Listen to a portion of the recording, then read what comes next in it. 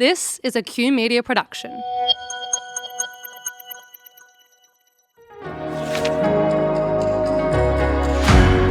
Today's guest is Mark Harradine, founder and CEO of Amarna Group, a management consulting firm. With over 20 years of experience, Mark advises industry leaders and Fortune 500 executives, specialising in enhancing strategic thinking through human potential and mental coaching. This episode focuses entirely on adopting a holistic and integral approach to leadership and life, emphasizing the integration of various aspects such as psychology, values alignment, creative problem solving, and personal growth frameworks.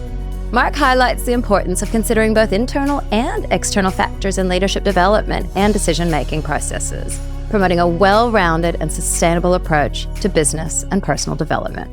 Enjoy the episode. Hey, Mark, thanks for being here. Thank you for having me. Now, you work with organizations across the world, and you help these leaders to be able to drive large transformations.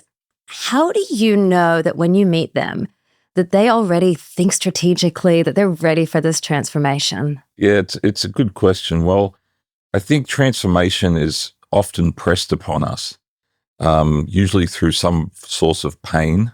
And in the financial world, that's usually economic. So they're in some stress, dealing with the issues that are showing up of called, we don't have the funds to continue on, or we don't have the legalities to do what we need to do in order for the next. So they're looking for solutions. And what I would consider with leaders is they'll often go back to what they've done before, or seen what other companies or competitors have done before in order to achieve it. They're not always thinking outside of the box, although they may think they are. My experience is they're looking for the solution, but not knowing how to find it. So what are some of the things that they might say to kind of tip you off that they need a little bit of help? People come to me usually because they can't find the solution.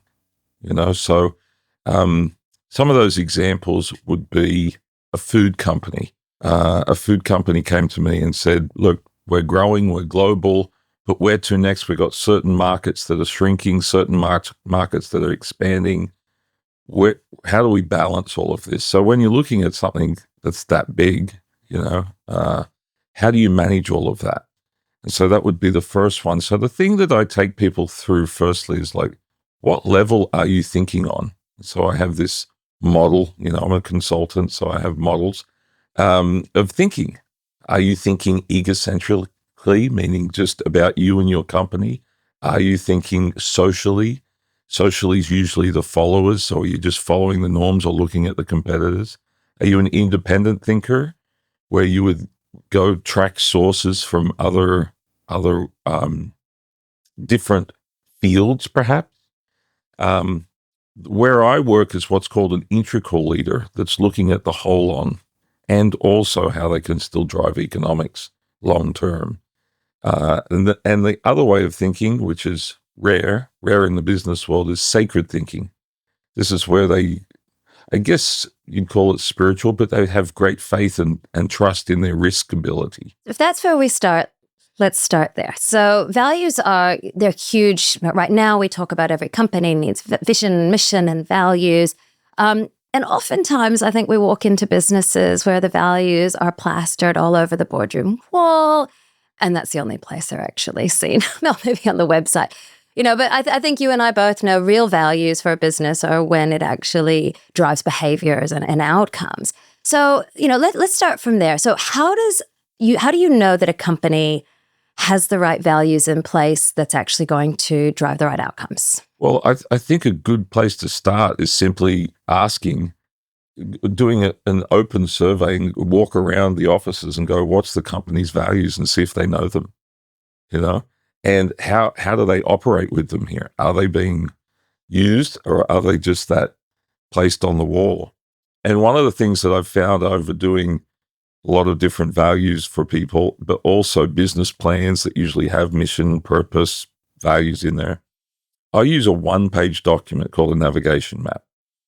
And where I start, so if you think of a compass, northeast, southwest, where I start is in the east. The east is why you do what you do. And I start with gifts. What are your natural gifts? I call it God's bankroll, right? It's like, what do you just naturally do well? So start there. Then what are your values? But you only get 3 values, right? Because that's what your mind can only really contain, even though you may have plenty more values. It's what it can contain and what you can really resonate in. So I start with three values, 3 guiding principles, 1 mission, 1 purpose. That's only 1 line. It's almost like an affirmation or something punchy that you can recall and bring forth. So this 1-page document, the north is the where to. So now you got vision, strategic intentions. The south is internal challenges you're having. So that's where the psychology part really plays out. And the west is the how to with goals, with metrics. Then you go off that and you move into, I use Outlook primarily for execution. So project management, goals, projects, next actions. So all these things are being hit. But the thing that's really important is to keep your values going. It's not set and forget. It's how are the values being brought up every day? And how are they being played out? And how are they being aligned? And people have different value systems. That's why there's different decisions and conflicts. So how do you start to manage some of those values that are different? And that's where I'll also come in and go, okay, how do we align your values? I think that's a really huge topic to hit on because, you might have somebody coming in, a CEO, a COO, a CFO. I mean, if they're actually running the business and they need to be all facing the same direction and they have misaligned values, I'm guessing there can be some real challenges that have come up. What kind of challenges do you see when that happens? Well, I guess I'm leaning towards psychology again. I would consider the leaders that are kind of leading corporate today. Hate to say this, friends, but it's usually a narcissist or a sociopath, someone who's just, or some form of dictation. They've gotten to the top, and it's like my turn and my rules and my way, and you got to follow them. There's not people who are so collaborative. To me, is a horrible word, and I don't like it because collaborative doesn't work either. Right? It's like that's consensusship, and you'll never go anywhere. So, but there needs to be something agreed upon that you can agree and go, okay, there's our Northern Star. That's where we're going to get to. How are we going to get there together? Because you can't go up alone. So unwinding that, there's a great book called Getting to Yes. It's out of Harvard Business School. Most people have at least heard of it. I've used things like that, the ladder of inference, so where the values will meet, but we can still have our own inferences around how we're going to approach it. So it's not having the nanny approach where we've all got to be just babysat or given dictation. It's allowing people their own innovation. It's allowing people to know their values and other people know your values. So if I know your values, you know my values, we can at least have that conversation. If they're unknown, we may be dancing here for years, going, how are we going to get over to where we want to go? It sounds like we all have to get together around the table and start sharing. Well, I think the corporate world is very much in a reactionary mode. What comes into my email? What am I reacting to? And then you're meeting to meeting to meeting. How am I wait till I get home till I do my emails, which disrupts your home life. It's just not a healthy approach to life, let alone business. So how do we park time to organize, to reevaluate? That needs to be put into meetings. It needs to be put into the way you're responding to email, what email comes to you, what communications are you a part of. Otherwise, it's just everything thrown at the wall and just good luck, So it sounds like this is really intrinsically linked into a company's culture. So how do you see the values and the culture and those behaviors all linking together? And how do you go into a company and maybe say, oh, this culture, you've got some issues here. How do you actually take that, address it with your leaders and then change it? Let's say we're doing an offsite and we use a model called spiral dynamics, which I've shared a little bit with you. This is a model that was used for ending the apartheid with Nelson Mandela. That's a really huge, large scale, but you can use it right down to partnerships. And what I'll do, people may be familiar with Maslow's hierarchy of needs, which is usually for the individual. So let's say from survival to enlightenment. Spiral dynamics is very, very similar, but it's for the collective. And so there's still people operating in a survival mode. That could be a CEO. This is not a hierarchy of what's good or what's bad. The economy crashes. How are we going to keep the electricity on? How are we going to keep going? Right through to sacred thinking. So we have all these different levels of thinking, which I mentioned earlier, within spiral dynamics. So what I do is I paste them along the wall and I get people to go stand. Where do you think we're operating from right now? And it's very seen, right? Where would you like to be operating from? And then people kind of scutter. You'll find most people end up in what's called orange meme. These things have been color-coded, which is success capitalism. Now in Australia, we're starting to find green meme, which is like sustainability, the carbon footprint, thinking more healthily about or holistically about the self, the planet, how we're treating each other. That often doesn't go far. That's very, to me, what I call Scandinavian thinking, because they're very good at that. But we still need leadership and drive. So I introduce integral thinking, which is this holistic approach where you will end up better off financially, longer-term sustainability. You'll still have the green in there, so you're still taking care of yourself. And so I'll watch for the people that will start to lean towards that. Now, that is a new term for most people, right? It's a new term. What's an integral leader? I haven't even heard of that. I've heard of someone who cares about sustainability. They're no longer the hippies. They're actually mainstream now, right? So we've moved at least that far. But what's beyond that? And there isn't terms. So I'm coming along, identifying those kind of leaders and giving them a language to use that they can now start to bring into the culture, and with their value sets. So let's describe that language. What would an integral thinker say? How would they behave? What does that look like within an organization? How does it play out? Yeah. So I'm going to give you a really silly example, but it's quite serious. I came across this through the marketing. Madison Avenue in New York used to be the marketing capital of the world. And I saw this document when I was in business school, where documentary it was. This gentleman, he was a psychologist. He took them to this very exquisite castle in Connecticut. So they all thought it was, important. And he took them in, and there's literally a whole room of a sandpit. And he's got all these toys in the sandpit. It's called sandpit psychology.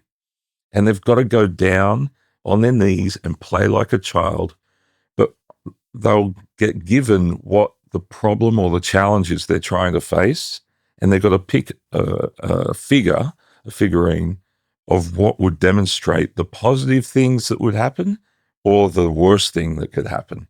And then they start to talk about it, but they've got to use all their sensory systems. So they've got to say, this feels like, this smells like, this is hard, this is soft, this is pointy, this scares me, right? So they start to bring their emotions. From that, you can start to bring emotional intelligence forward, which I'm sure a lot of people have heard of. From there, how do you then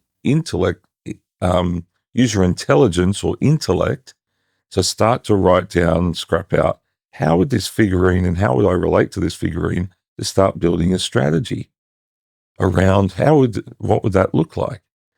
And now, if I was to use my light bulb moment, right, which is the aha, how would I foresee that in the future? So that's the faith, the leap of faith, going, how could I trust myself to take us there? All the facts, we've got our accountants and CFOs going, well, it won't make sense on the books, right? But change is a constant. So we've got to take that leap of faith, and that becomes integral.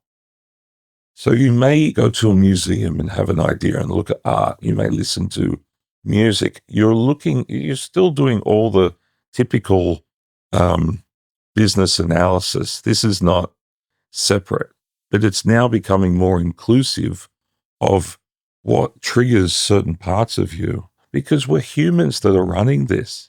We're not machines. Do you want your team to achieve peak performance? Well, then it's time for a change. Welcome to Leading Edge. We're not about traditional training. We're about transformation. Our outcomes-based leadership development programs focus on real results through behavior change and mindset shifts. We customize programs tailored to your team's needs, packed with cutting-edge content based on neuroscience and positive psychology. We run engaging workshops, personalized coaching sessions, and practical exercises to ensure an enriching experience for your team. How does it work? We dive deep. We start with surveys to identify strengths and gaps, which helps us to design a bespoke program designed for your team's success. With our approach, progress is inevitable. Our expertly facilitated workshops and coaching sessions ensure growth, and the results speak for themselves. Are you ready to take the leap?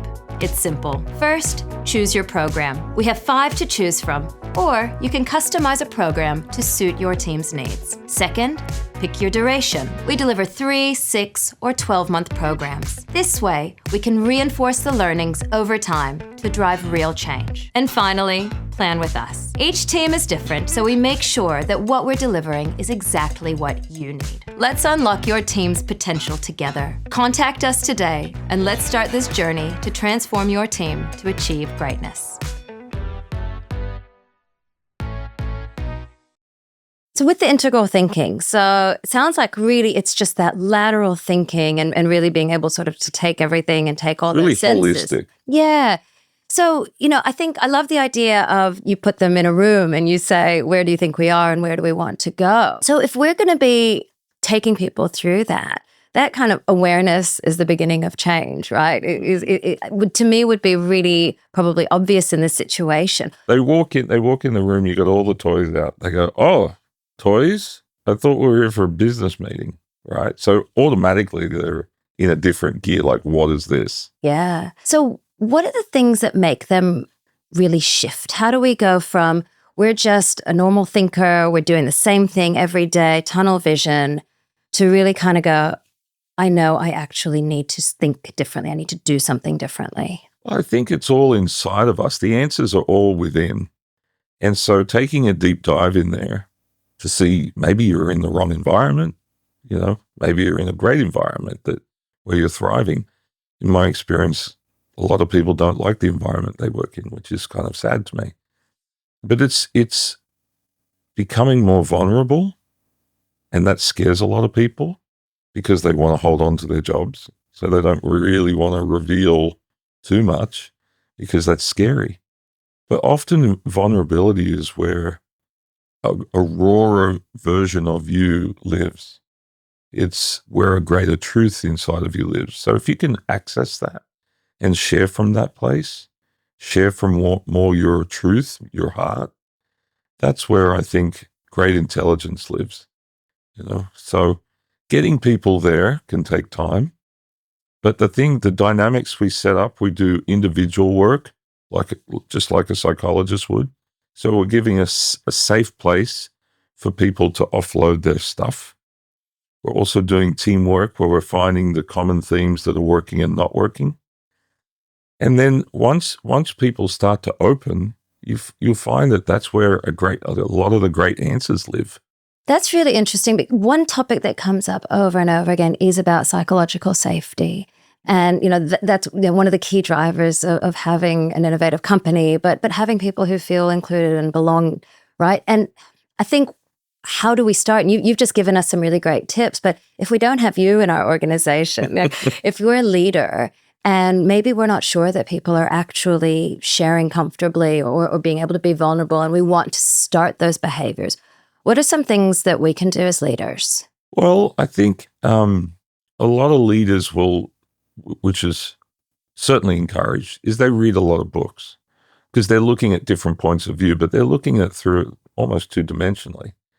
I think being and connecting with people. So one of the things that we've put together, we did this many moons ago. I say many moons ago, I think it was around 2015 for 2020. And we got a map of Australia, put it on a wall, had this beautiful dinner down here at Pyrmont on the ocean, on the harbour, I should say. And we went, what's Australia's strategic future for 2020? Little did we know COVID was coming, right?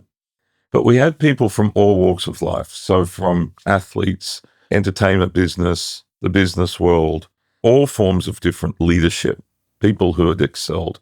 And we had tables of 6, and we started to have these conversations. So they're already getting different points of view. So what we hold is think tanks. And so I facilitate these think tanks through that spiral dynamics model, but then I allow the conversation to flow. But we've got to come with a result. The thing that I'm now incorporating is if it's against policy, how could we improve a governmental policy? We will have it scribed so it's submitted to that policy to improve the policy. But you've got this powerhouse of people from different walks of life having these deep conversations around certain topics like agriculture. Where are we going with agriculture in this country? You know, the tariffs that we're giving out, the weather that we can't predict. Where's the future in food? It's a huge topic. Waste management's another one, right? It's inevitable that we've got to manage waste management. How are we going to continue to deal with that? Because if we keep throwing junk into the planet, you know, we're destroying it.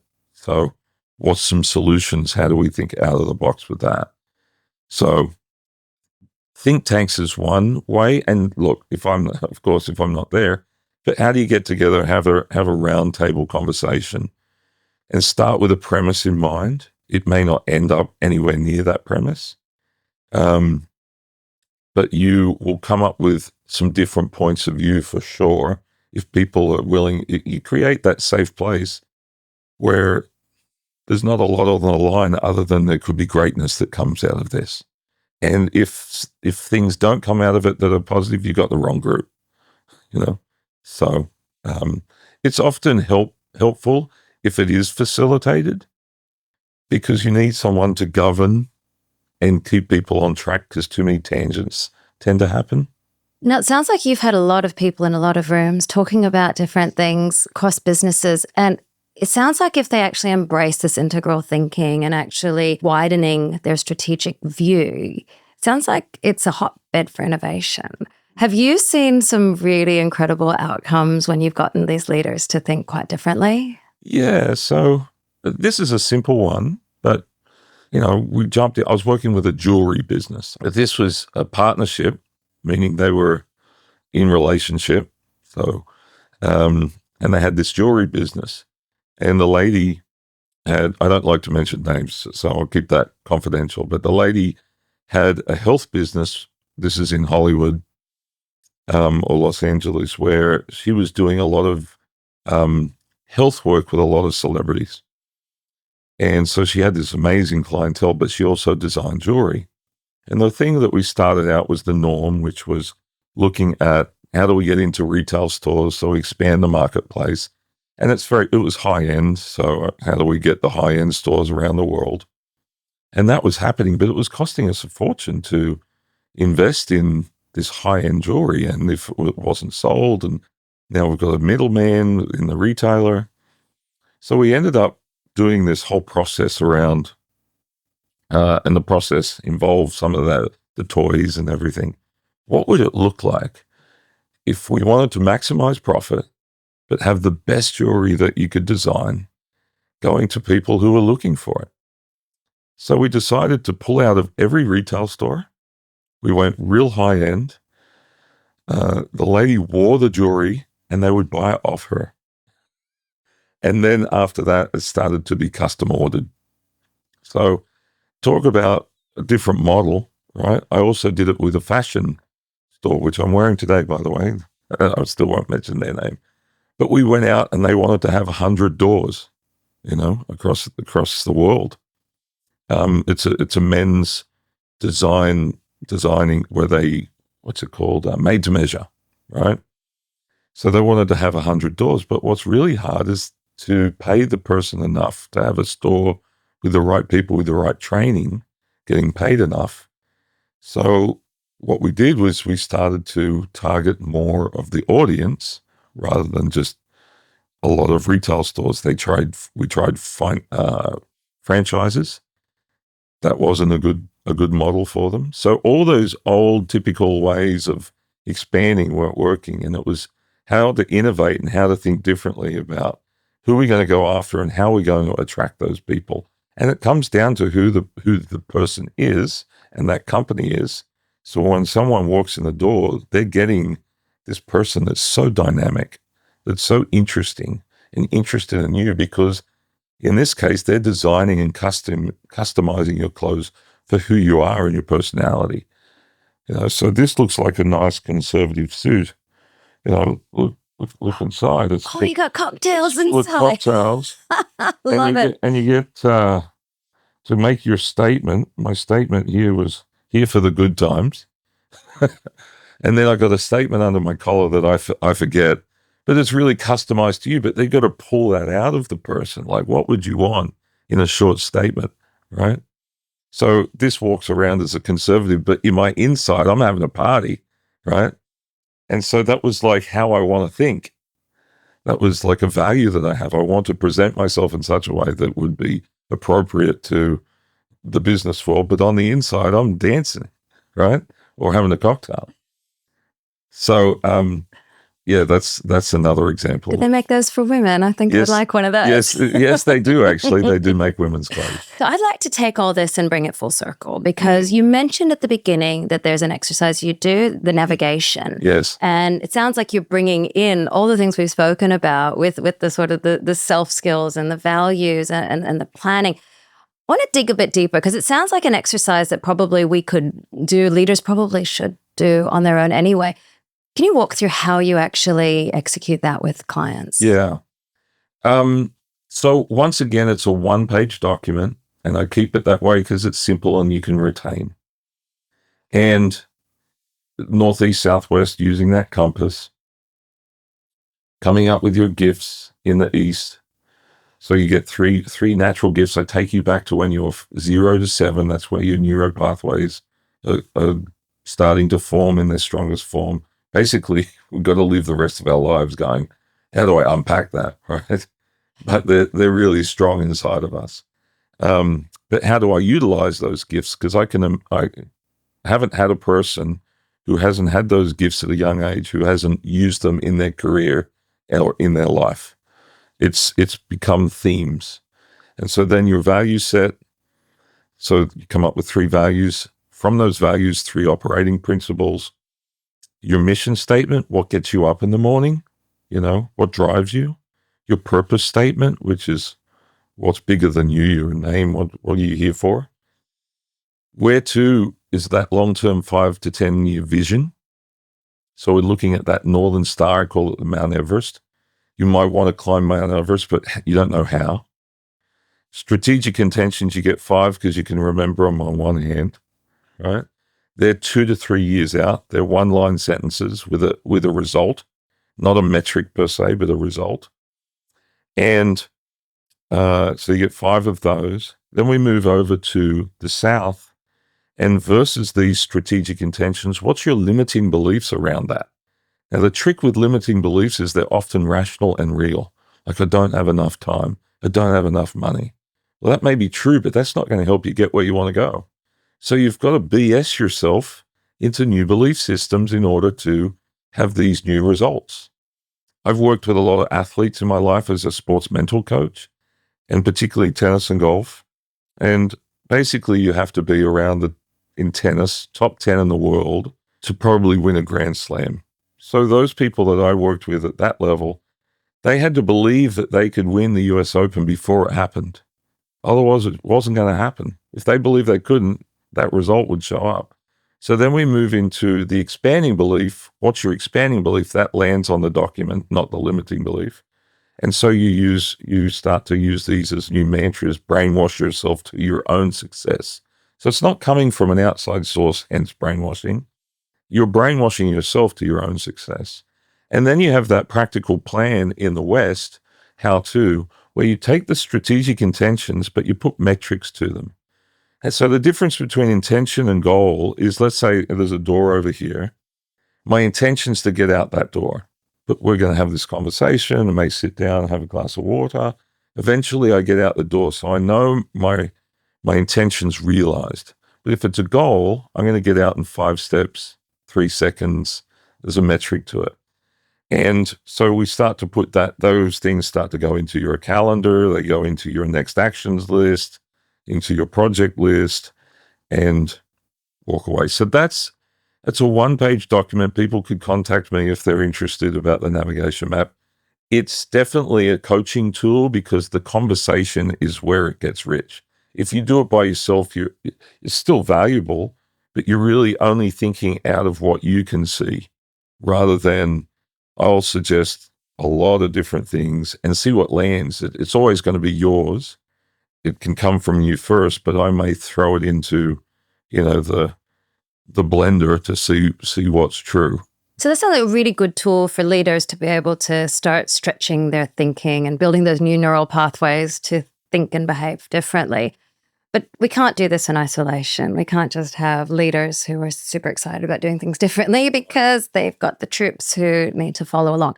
How do we use those tools to actually bring an entire organization on board and sort of drive those changes that need to happen? I have a new client that is a global client that has to work with food and performance all around the world. It's one of the biggest companies in the world.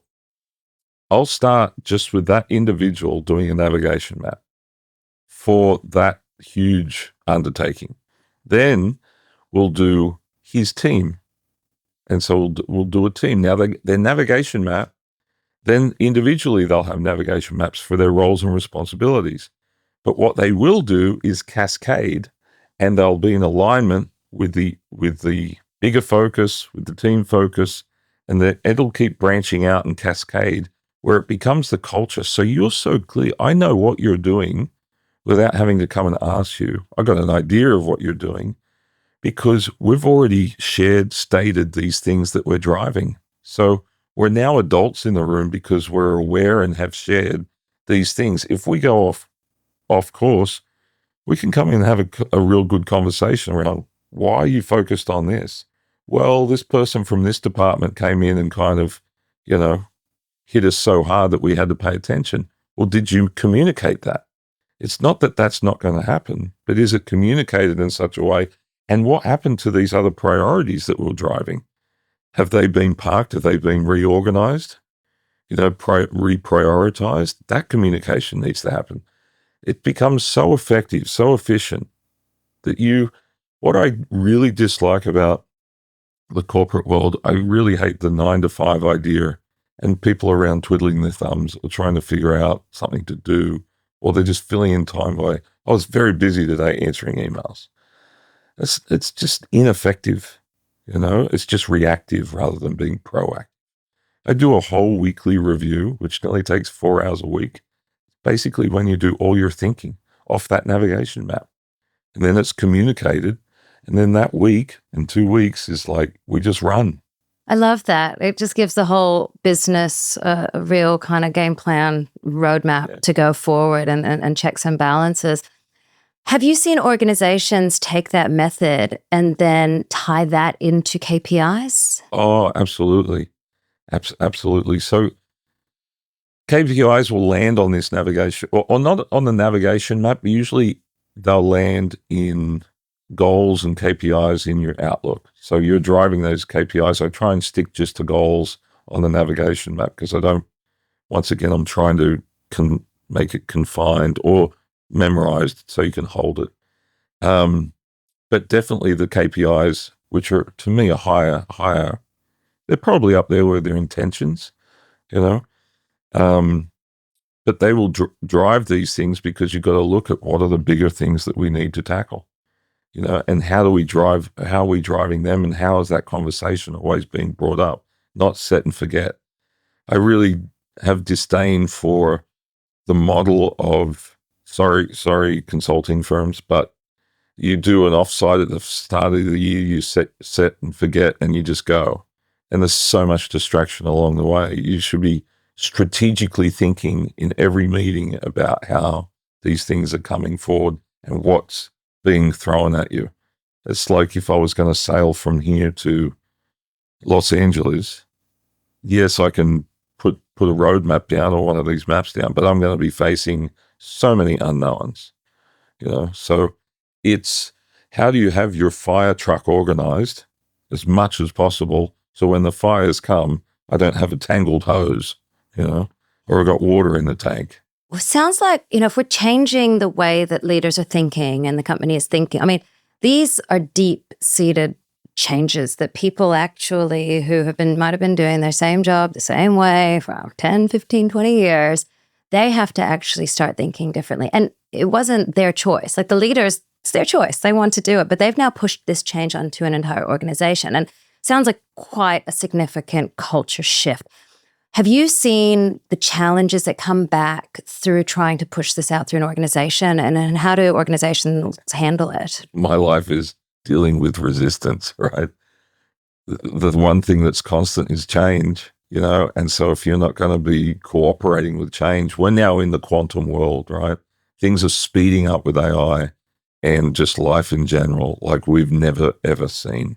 So and that's the culture that I look to create, is an adaptive one, because you got to be adapting, you got to be adjusting. And if you're not adjusting inside, you're sitting and holding and protecting, good luck, you're going to be run over, So the AI approach and the human touch approach, I think they need to be integrated for sure. And I'm working with a lot of CEOs at the moment how to do that. What I'm finding is most people are very fearful of AI. I'm polar opposite. I'm excited for it. I'm dyslexic. I hated school. I couldn't remember to do an exam, like how to do an exam and use memorization. The fact that we're still doing that type of testing is absolutely absurd to me. The testing that should be done is, here's a problem, get with a group of people and solve it. Critical thinking, they don't teach sales at school. They don't teach financial management. I mean, I have an economics degree, and I never got taught how to do personal finance, right? I know generally how the markets work. I say generally because I'd be a billionaire probably on an island if I really knew how they work. But it's learning that education. But there's so many things that we miss, and so the new education to me is this integral, holistic way of looking at things and bringing that into the solving of the challenges that are coming at us. But you've got to have that positive. One of the things I've got to start with these leaders is ridding the fear of, you can have healthy fear, okay? But when it cripples you to make change, because it's hard when you've got to do a huge integration and you've got tech people pushing down your door going, you need this, to make that right decision, particularly when you're not a technology person, is a big decision. Integrations can go wrong, and my gosh, that ends companies. So making that choice of when to integrate is really, really, you've got to be educated on what's going on at the front of society, And so keeping up with what that is, having good analysis around it and making good decisions around it is really critical. Otherwise, you're going to be left behind. So when you're coaching these leaders, are there sort of questions that you help them to think better with? Like, what questions should you be asking your team to be able to be getting the most out of whatever we're doing? Well, I start with, like a psychologist, I start with the fun one. Where's your pain? Right? Or the consulting one is, what keeps you up at night? Right? I like the doctor one. So what hurts? Yeah, what hurts, right? Because that's where a lot of answers are. And then I look at what do you want? Just as simple as that. What do you want? And I'll keep asking that. What do you want? What do you want? What do you want? And I'll see if different answers start to pop, right? It's like the popcorn effect, and there's layers to what do you want? What do you want? So it's like What the do you want? 5 whys. Yeah. You'll get there eventually. Right. And so that's interesting to know. Okay, now that you want that, what experience are you looking for? Right? So now we're taking them down into their emotions and their heart, not just some academic, well, I want to be a CEO and a leader of a company one day. Well, what experience would that give you? How's that going to make a difference from here and now? How would you think different if you're the CEO? Or are you starting to think that way now? So, and then I get into their pain, and then what triggers you? And where do you have judgments? Because judgments are the jailer. What you judge will persist, and what you resist will persist. So where you're stuck. So my job is to help you unfold what you want, what experience you're going for, and where you're stuck, and how do you get out of that pain? How do we release that? And I couldn't give you an answer to that because that's a thumbprint answer. It's from all different sources for different people. It really is how to unpack someone. And that's where I go. What do you want? What's the fear around that? And how do you start to unpack that? And then you look at that culturally, and you look at it from a team. It usually comes from top down. Cultures usually come from top down. How do you empower people from bottom up? How do you get their influence? Because a lot of people, I work with an electrical company. I want to know from the apprentice, what are they dealing? Because that's going to have a lot of input of how the culture of the company is, because they're the end user, not the end user, but the front lines of interfacing with customers. They've got really important information, and some survey's not going to answer it. So it sounds like really deep engagement deep into your company before we even start jumping off into driving any kind of change. Sounds more sensible. I mean, I do some analysis before I jump in. We do some SWOT analysis. We do interviews with people, and then we'll start to unpack that navigation map. That's where we start, and then every assignment is different and custom designed. All right. So to wrap up, Mark, if you had one tip, one skill that you think every single leader should have, what is it? This is going to be different, but love yourself and love your people and love what you do. The more you can do that, you got a better chance of having a good life, being effective, and serving what you're attempting to serve. Thank you, Mark. Thank you so much for being here. Thank you. Thank you for tuning in. If you enjoyed today's episode, please subscribe. Taking just 2 minutes to leave a review on Apple Podcasts would mean the world. Your reviews play a vital role in expanding the reach of this podcast and making a bigger impact.